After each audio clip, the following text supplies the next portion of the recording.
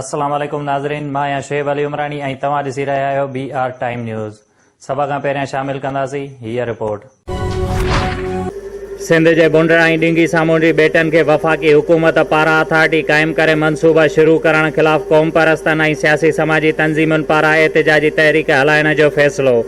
सियासी समाजी तंज़ीमुनि जे इजलास मोहम्मद अली शाह जी सरबराहीअ में कमेटी क़ाइमु। कमेटी एहतिजाजी तहरीक जो तरीक़ेकार तय कंदी। जलाल मोहम्मद शाह चयो आहे त ॿेटनि वारे मामले ते पीपुल्स पार्टी क़ौमी असेंबली, सेनेट ऐं सिंध असेंबलीअ में आवाज़ उथारे। ॿेट सिंध हुकूमत जी मिल्कियत आहिनि। सिंध हुकूमत खे उन्हनि जी मालिकी करणु घुर्जे। सिंध हुकूमत जे पुरसरार ख़ामोशी या हैरत अंगेज़ अणॼाणाई। वफ़ाक़ी सरकार सिंध जे ॾींगी ऐं बुंडरा ॿेटनि समेत बलोचिस्तान जे सामूंडी ॿेटनि ते घणबार इमारतूं ऐं ॿिया मनसूबा अॾण जे लाइ ख़ुदि मुख़्तियार अथॉरिटी जोड़े छॾी। पाकिस्तान आयरलैंड डेवलपमेंट अथॉरिटीअ जे चेयरमैन मुक़ररु करण लाइ अख़बारुनि में इश्तिहार बि जारी।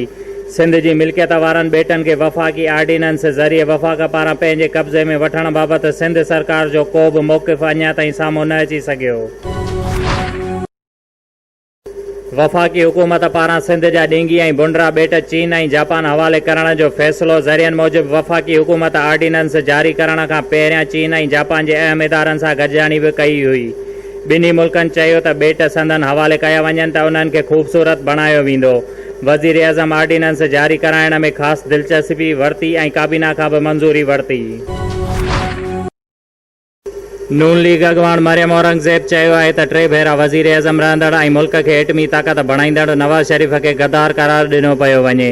मुल्क में बुनियादी इंसानी हक़ मुअत्तिल आहिनि। अहिड़ो रवैयो बंदि न कयो वियो त असां घणे घणे ॿुधाईंदासीं त केरु केरु गद्दार आहे। इस्लामाबाद में प्रेस कॉन्फ्रेंस कंदे मरियम औरंगज़ेब चयो त किराए जा तर्जुमान गोड़ करे रहिया आहिनि।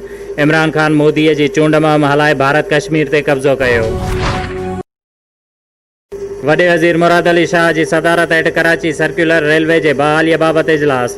वफ़ाक़ी वज़ीर असद उमर, सेक्रेटरी रेलवे ऐं ॿिया लाॻापियल अमलदार शरीक। वॾे वज़ीर मुराद अली शाह चयो आहे त KCR रूट तां समूरियूं हद दख़लियूं हटायूं वयूं आहिनि। बाक़ी रुगो 5 किलोमीटरनि खे क्लियर करणो आहे।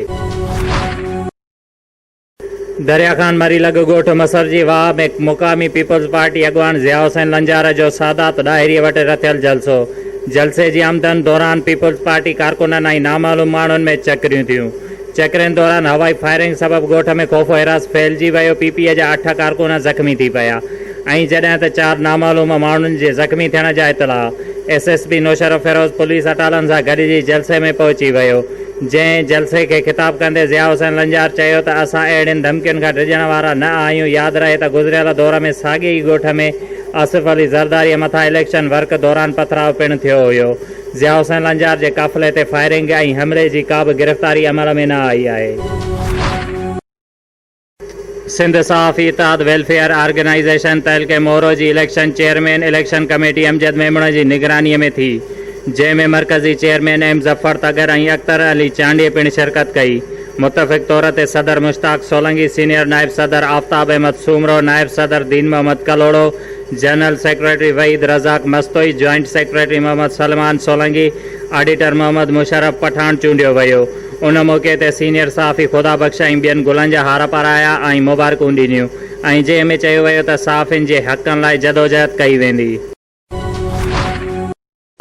नवाबशाह में ट्रक ड्राइवरनि जे तरफ़ खां पुलिस रवैये ख़िलाफ़ प्रेस क्लब अॻियां मुज़ाहिरो।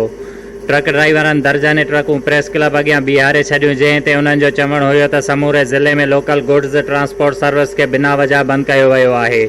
शहर में ट्रकनि जे अचण ते पाबंदी लॻाई वई आहे, जॾहिं त शहर में अचण वारनि ट्रक ड्राइवरनि जे मथां तशदुद पिणु कयो वञे थो, जंहिं ते उन्हनि जो मुतालबो हुयो त फौरी तौर सकरन नवाबशाह गुड्स ट्रांसपोर्ट बहाल कई वञे। भिरिया रोड लिंक रोड ते हादसो पेश आयो, जंहिं में फ़ौजी नजमदीन सेठार जो एक्सीडेंट थी पियो, जंहिं खे ज़ख़्मी हालत में सिविल अस्पताल भिरिया मुंतक़िल कयो वियो। शुएब अली उमरानीअ खे ॾींदा इजाज़त। वधीक ख़बरुनि ऐं अपडेट्स लाइ ॾिसंदा रहो BR टाइम न्यूज़।